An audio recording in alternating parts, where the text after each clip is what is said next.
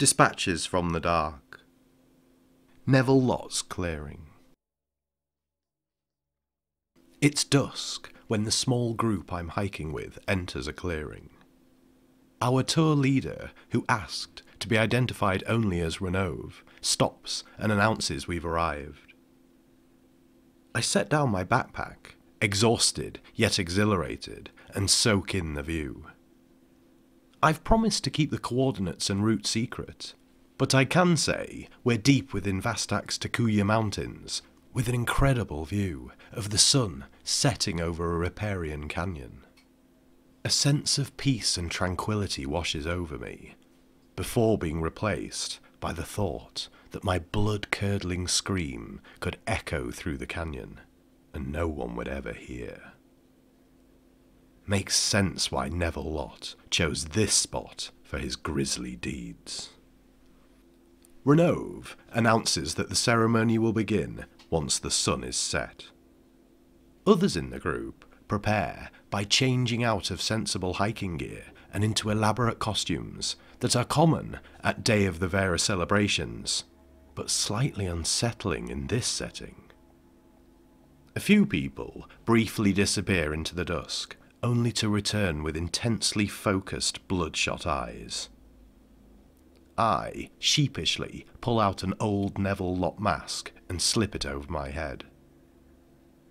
It's basically a crudely stitched gunny sack with an integrated respirator.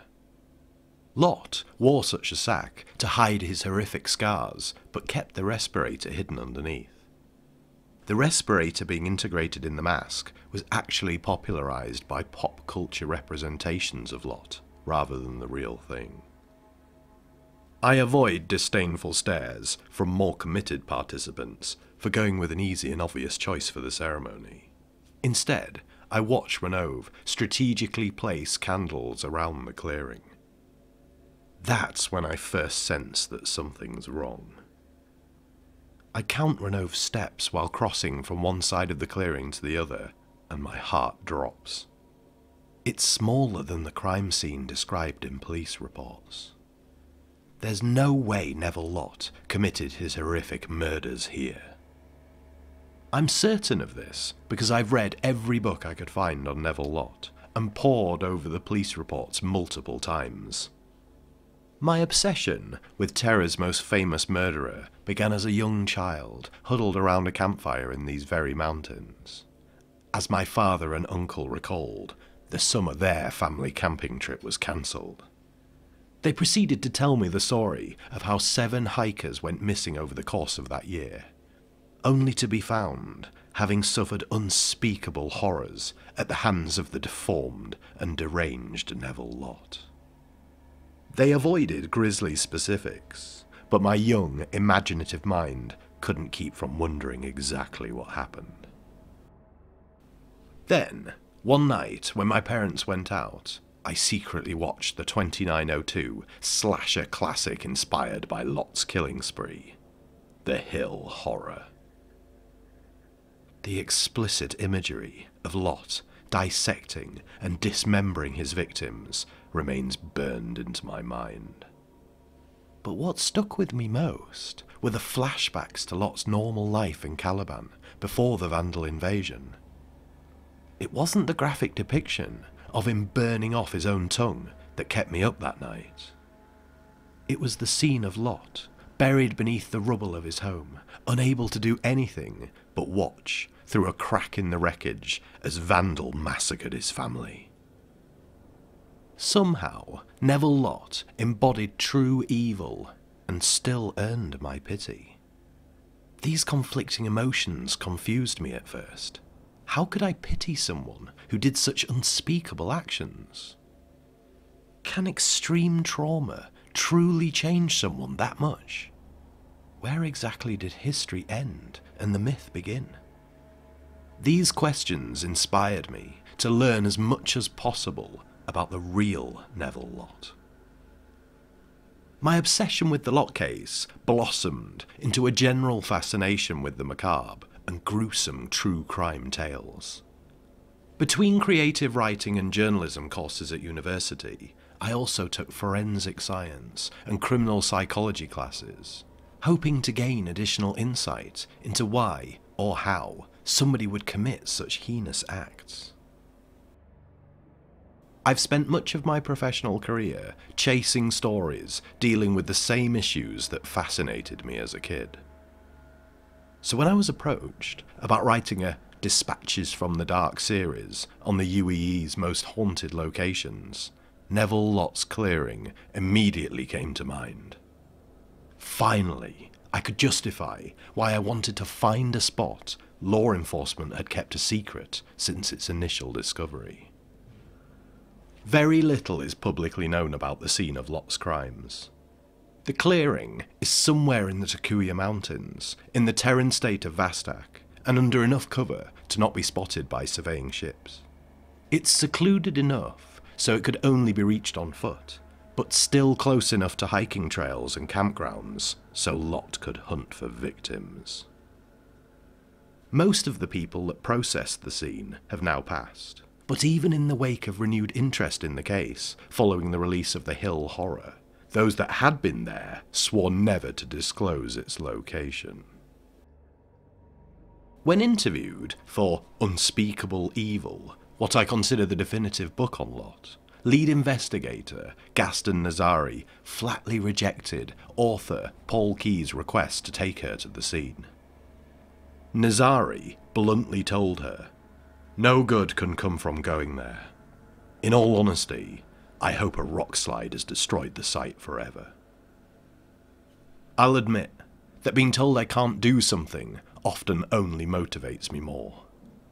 I reread all I could about the Lott case and combed through every detail in the police reports for any morsel that might hint at its location. I even compared hiking guides of the era to current ones to see if any trails had been rerouted or abandoned.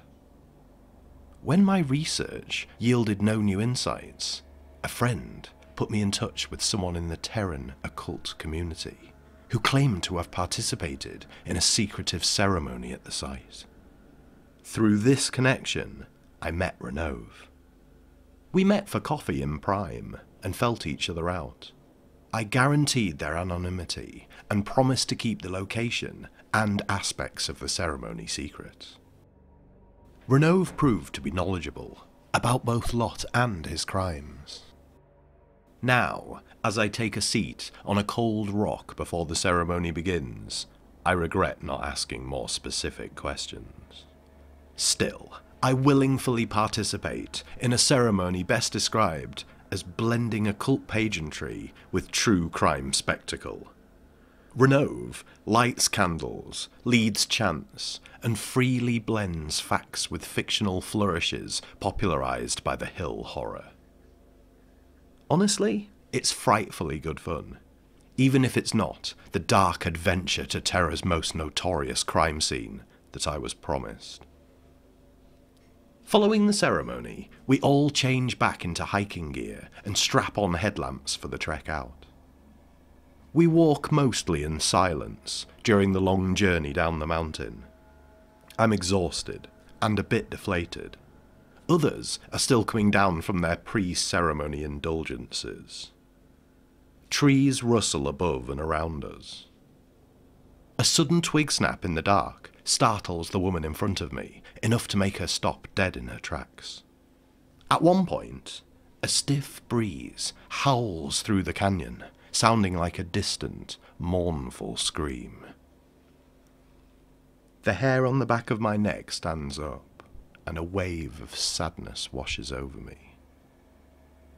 For the rest of the hike, I'm haunted by that moment of fear. Although brief and ultimately harmless, it made me think of Neville Lott's victims in the last moments of their lives. Poor souls who ventured into these mountains to find peace and solitude, only to suffer terrible fates. Before coming here, I was convinced that visiting Neville Lott's clearing might provide additional insight into a killer that has fascinated me for decades. Yet as I leave, I feel guilty, and think about how disrespectful it is to the victims to turn that clearing into a tourist destination for someone fascinated by their killer. By the time I'm out of the forest, I have no desire to continue to search for the elusive spot. This trip has convinced me that some places deserve to be lost to time.